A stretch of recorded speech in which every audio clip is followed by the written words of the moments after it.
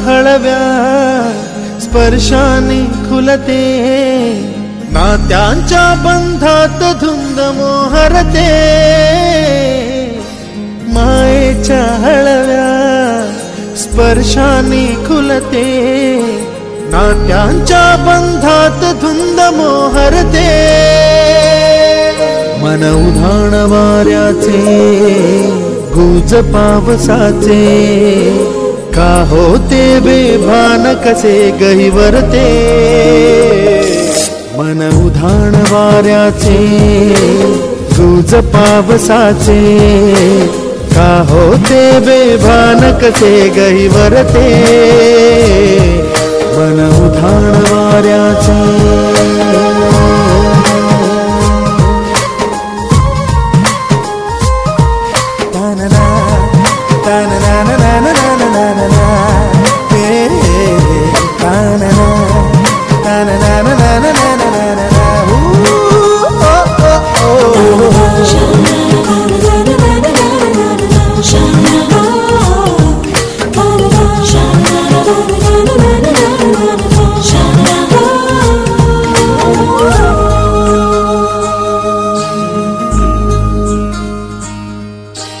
आकाशी स्वप्नांच्या हरपून भान शिरते, हुरहुर त्या सांजेला कधी एकटेच झुलते।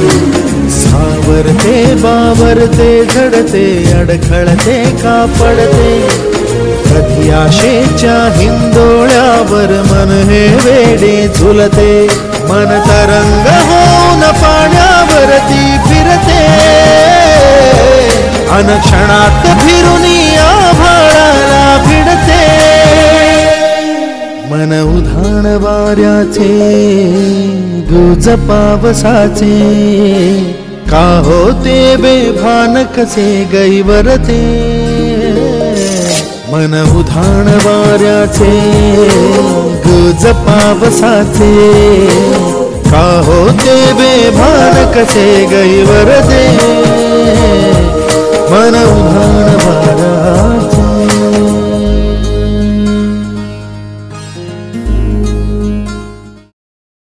कोकण या निसर्गाचा संपन्न वारसा लाभलेल्या, परशुराम भूमी म्हणून मान्यता असलेल्या, प्राचीन काळात रामक्षेत्र म्हणून विख्यात असलेल्या शास्त्री, सोनवी आणि अलकनंदा या नद्यांच्या त्रिवेणी संगमावर वसलेलं, चालुक्य राजा कर्णाची राजधानी असलेलं प्रयाग क्षेत्र म्हणजे रत्नागिरी जिल्ह्यातील संगमेश्वर हे गाव। बंदर, मिठागृह व व्यापारी केंद्र म्हणून पूर्वपरंपरागत उदयास आलेलं गाव। छत्रपती शिवराय व धर्मवीर शंभूराजे, नरवीर तानाजी मालुसरे यांच्या पदस्पर्शांनी पावन झालेली धरती। ज्या गावचं महात्म्य सांगणारा संगमेश्वर महात्म्य हा ग्रंथ प्रसिद्ध आहे, त्या संगमेश्वरची एक आगळी वेगळी ओळख एका धार्मिक परंपरेशी निगडीत आहे। सर्वांच्या जिव्हाळ्याचं, आपुलकीचं, परंपरांशी असलेलं नातं म्हणजे संगमेश्वरचा शिंपण उत्सव। न जातीचा न धर्माचा हा उत्सव फक्त रंगाचा। शिंपण या देवी जाखमातेच्या उत्सवाला तब्बल 300 वर्ष पूर्ण झाली। असं असूनही तो आजही तितकाच ताजातवाना वाटतो आणि उत्साहात साजरा केला जातो। यातून सामाजिक ऐक्य जोपासलं जातं। शिंपण हा एक आगळा वेगळा उत्सव असून रंग आणि मटण भाकरीचा प्रसाद या कारणांमुळे राज्यभर प्रसिद्ध झाला आहे। राज्यभरातून या उत्सवाला लोक येत असतात आणि आनंद लुटत असतात। लहानांपासून ते म्हाताऱ्या माणसांपर्यंत गळ्यातील ताईत असलेला हा उत्सव आहे। विविध वाद्यांच्या तालावर या उत्सवात तरुणाई थिरकत असते। सगळीकडे नुसता गुलाबी रंग। या रंगामध्ये सारे भाविक आणि संगमेश्वर धावून निघतात। दिवसभर रंगाची उधळण चाललेली असते। ढोलांच्या तालावर लोकांची पावलं आपोआपच थिरकतात। गावामध्ये घरोघरी पाहुणे येतात। जसं गणपतीत गौरीला माहेरवाशिणी घरी येतात, तसंच माहेरवाशिणी या उत्सवासाठी मुद्दामून येतात। शिंपणं ही जणू सर्वांसाठी आनंद लुटण्याची आणि मनसोक्त नाचण्याची पर्वणीच आहे। विविधतेतून एकता आणि अनेकत्वातून एकत्व याचं साक्षात दर्शन या शिंपण्यामध्ये अनुभवता येतं। 72 खेड्यांची मालकीण असलेली ही जाखूबाईंची कथा खूपच चमत्कारिक आहे आणि शिंपण उत्सवाची कथा तर देवीची जणू दैवी प्रचितीच आहे। देवीच्या स्थापनेची आणि या आगळ्या वेगळ्या उत्सवाची कथा अशी। चालुक्य घराण्याची राजवट असताना कसबा संगमेश्वर येथे रेडीज म्हणजे शेटे हे राजाचे वसुले म्हणून कर वसुलीचं काम पाहत। त्यावेळी त्या भागातील भोई समाजाचे लोक नेहमीप्रमाणे फणसवण येथील वरुण नदीच्या पात्रात रात्रीच्या वेळी मासे पकडण्यासाठी गेले असता त्यांनी माशासाठी फेकलेल्या जाळ्यात माशांऐवजी एक विशिष्ट आकाराचा दगड आला। तो त्यांनी फेकून दिला व अन्य ठिकाणी जाळं टाकलं। तेथेही तोच प्रकार घडला आणि तोच दगड जाळ्यात आला।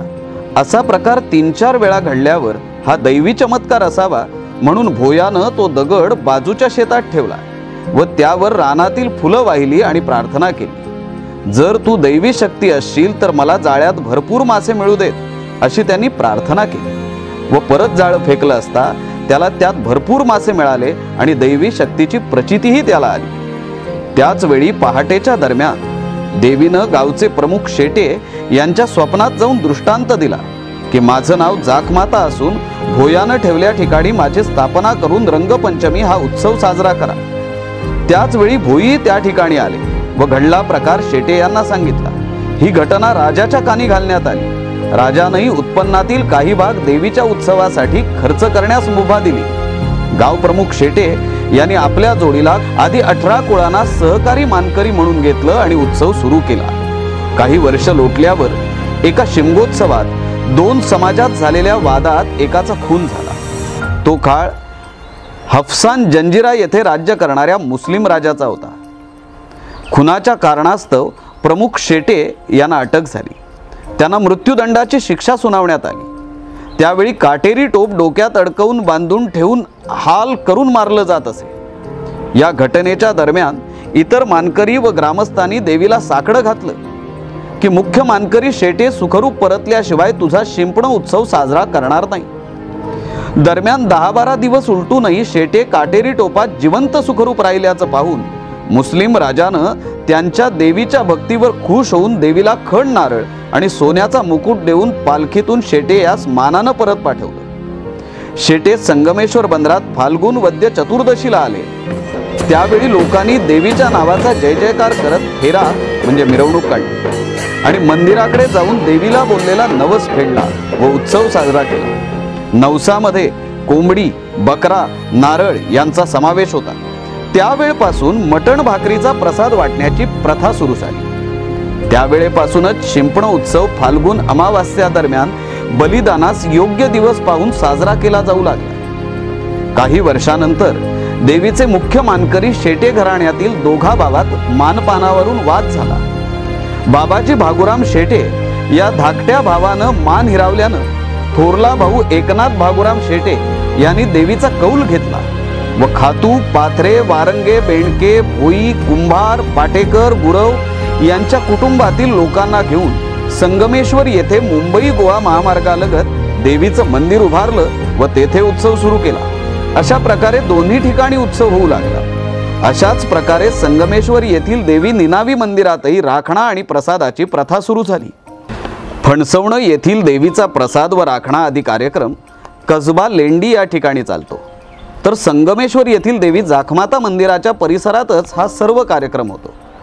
संगमेश्वर येथील मंदिर उभारताना ग्रामस्थांशी संबंधित कुलदेवता देवी वाघजाई, देवी वरदानी, देव भैरी, देव केदार यांच्याही मूर्तींची स्थापना करण्यात आली आहे। शिंपण्याच्या आदल्या दिवशीच्या रात्री शिंपण उत्सवाची खरी सुरुवात होते। देवीला रूपं लावली जातात, देवीला साकडं घालतात, मग रंगाची उधळण सुरू होते, ढोलावर काठीची थाप पडते, निशाण फडकायला लागतं, सनईचा सूर घुमू लागतो आणि मग फेऱ्याची सुरुवात होते. फेरा सुरू होतो, पूर्ण गावात फेरा निघतो. शेवटी फेरा पूर्ण झाला की रात्री घुगऱ्यांचं वाटप केलं जात. दुसऱ्या दिवशी सकाळी पुन्हा फेरा सुरू होतो. जाखमातेच्या देवळाजवळ पाण्याचा एक हौद भरलेला असतो, त्याला लेंडी असं म्हणतात. लहान मुलं त्यात डुंबण्याचा आनंद घेतात. हा दुपारचा फेरा जाखमातेच्या देवळाजवळ येऊन थांबतो. देवळाला ढोल वाजवत फेरी मारतात, त्यालाच फेरा म्हणतात. मग हा फेरा थांबतो. देवीचे नवस दरवर्षीच्या राखणा दिल्या जातात. राखणेमध्ये नारळ, कोंबडी, बोकड यांचा समावेश असतो. संध्याकाळी पुन्हा फेरा सुरू होतो. फेऱ्यामध्ये मोठ्या प्रमाणात गर्दी होत असते. भाविकांची गर्दी सातत्यानं वाढतच असते. सर्व रंगात न्हावून माखून निघतात ही सर्व भाविक मंडळी. हा फेरा संध्याकाळी परत देवळात जातो. भोई लोक लेंडी फोडतात. रात्रीचे सर्व लोक देवळात येतात. सर्व भाविक देवीचं दर्शन घेतात. या सर्व भक्तांना मटण भाकरीचा प्रसाद दिला जातो. येथील प्रसादाचं मटण फारच लोकप्रिय आणि प्रसिद्ध असतं. या मटणाची चव अतिशय जिभेवर रेंगाळणारी असते. खास या प्रसादासाठी आणि उत्सवासाठी लोक हजेरी लावत असतात. सर्व भाविकांना प्रसाद वाटप केलं जातं. चव्हाट्यावरती सर्व मानकऱ्यांना वाटप केलं जातं आणि इतरांना रांगेत प्रसाद दिला जातो. अशा प्रकारे या उत्सवाची सांगता होते. सर्व घराघरात आनंदाचं वातावरण असतं. घराघरात मटण वड्यांचं जेवण असतं. राज्यभरातून लोक येत असतात. मोठ्या प्रमाणात हा शिंपण उत्सव साजरा होत असतो. या उत्सवाची सांगता होते. भाविकांना समाधान लाभतं, प्रसन्नताही मिळते आणि पुढील वर्षीच्या शिंपण्याच्या प्रतीक्षेची हुरहुर लावत हा सण आठवणींनी समृद्ध होतो. जयघोष ऐकुनी तुझ्या जाहली, कर्णरंध्रे मुग्ध आणि गोड, कर जोडूनी उभा तव द्वारी, लागली तुझ्या शिंपण्याची ओढ.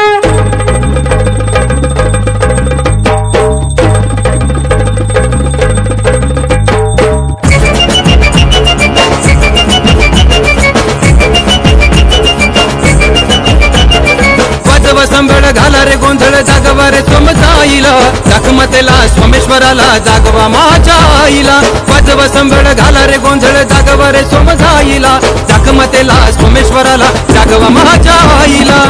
देख आई दर्शन दे, तुझ नामजला काही, भक्त संकटी धावत येई, जाखमाता सोमजाई. वाजव संबळ घाला रे गोंधळ जागवा रे सोमजाईला, जाखमातेला सोमेश्वराला जागवा माझ्या आईला.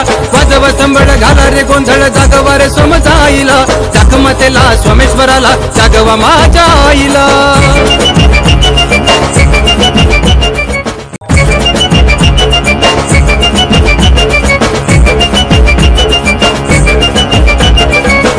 संबळ घाला रे गोंधळ जागवा रे सोमजाईला, जाखमातेला सोमेश्वराला जागवा माझ्या आईला. वाजवा संबळ घाला रे गोंधळ जागवा रे सोमजाईला, जाखमातेला सोमेश्वराला जागवा माझ्या आईला. देख आई दर्शन दे, तुझ नामजला काही, भक्त संकटी धावत येई, जाखमाता